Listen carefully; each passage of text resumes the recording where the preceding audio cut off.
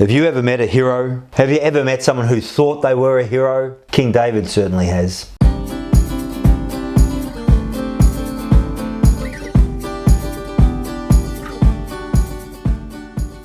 G'day everyone, Brian here. The story of David on the run from Saul contains some really disturbing aspects to the story.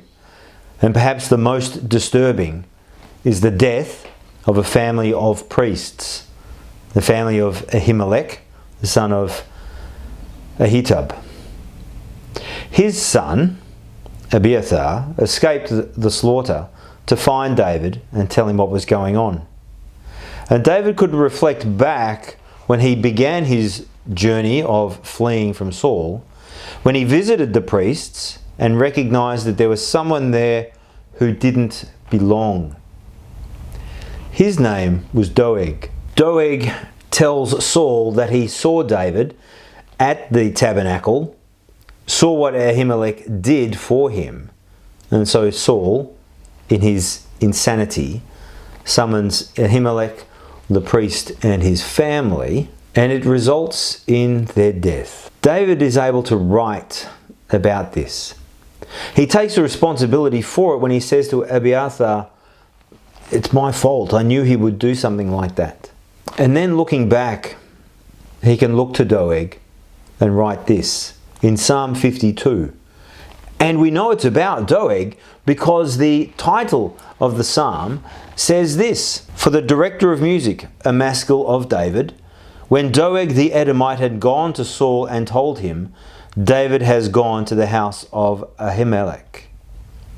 Here's how it begins. "Why do you boast of evil, you mighty man?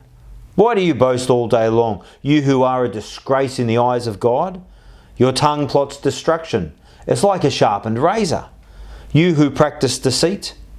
You love evil rather than good, falsehood rather than speaking the truth. You love every harmful word. Oh, you deceitful tongue." Not a great thing to be said about anyone, is it? And not something you'd want to be said about you, I'm sure. And yet here is Doeg, someone who thinks he's a strong man, a mighty man, a hero. And yet David can sarcastically say, "Why do you boast of evil, oh you mighty man?" Later in the psalm, he says this: "Surely God will bring you down to everlasting ruin. The righteous will see you and fear. They will laugh at him, saying, 'Here now is the man who did not make God his stronghold, but trusted in his great wealth and grew strong by destroying others.'" The wonderful part of the whole Bible story, though, is that we see another bloke like Doeg, whose name is Saul, a different Saul to the one we read about in 1 Samuel. But this Saul was there at the beginning of the church.